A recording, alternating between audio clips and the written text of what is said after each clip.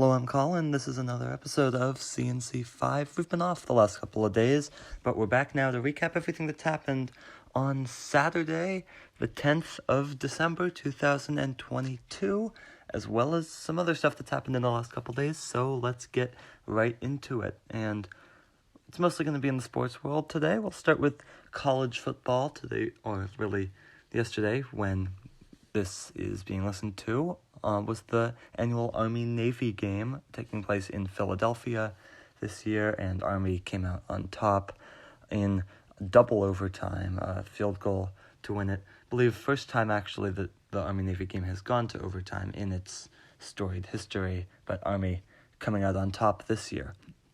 Also in the NBA, Saturday was a rematch of the NBA Finals between the Golden State Warriors and the Boston Celtics. This is in Golden State, and the Warriors just trounced the Celtics. Celtics have been the much better team throughout the season, entering the game, I believe, 21-5, while the Warriors were 13-13.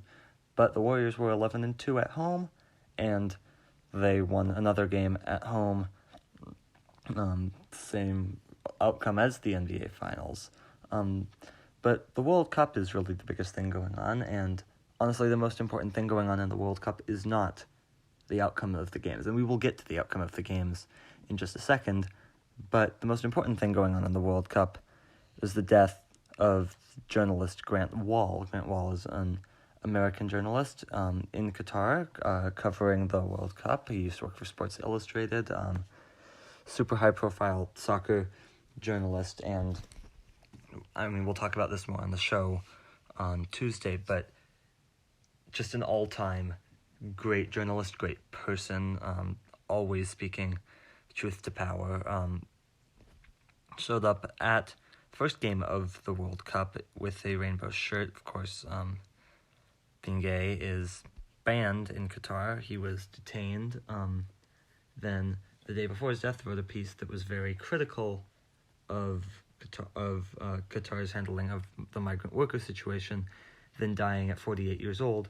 The very next day seems very suspicious, to say the least. He was feeling sick for a couple days before, so there's lots of possible things, and we don't know for certain that this was a death with foul play involved, but it seems like that's a very real possibility. And again, this is something that we will discuss a lot more on the show on Tuesday. So now let's actually talk about the quarterfinals. First quarterfinal was between Croatia and Brazil. Brazil, arguably the favorite to win the tournament, entering both the tournament and the quarterfinals.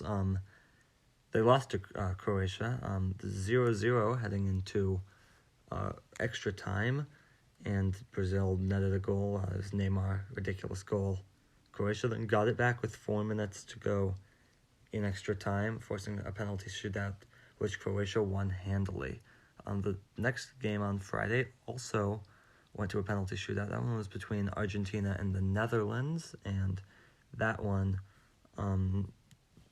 Argentina won, but only after in regulation blowing a 2-0 lead with only about 10 minutes left in the game. In today's quarterfinals, Morocco, they keep pulling big upsets.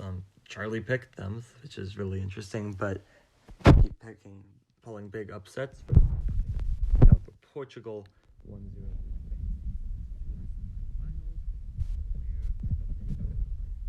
Who had a big win over England. England keeping up the trend, of course, of blowing games on penalties. They had an opportunity to tie the game in the 84th minute with a penalty kick. Harry Kane, who had previously in the game made a penalty kick, he just sent it straight over the goal, was not even blocked. So history repeats itself once again for the English. That's going to do it for this edition of C&C 5. We will see you next time. I'm Colin. Thanks for listening.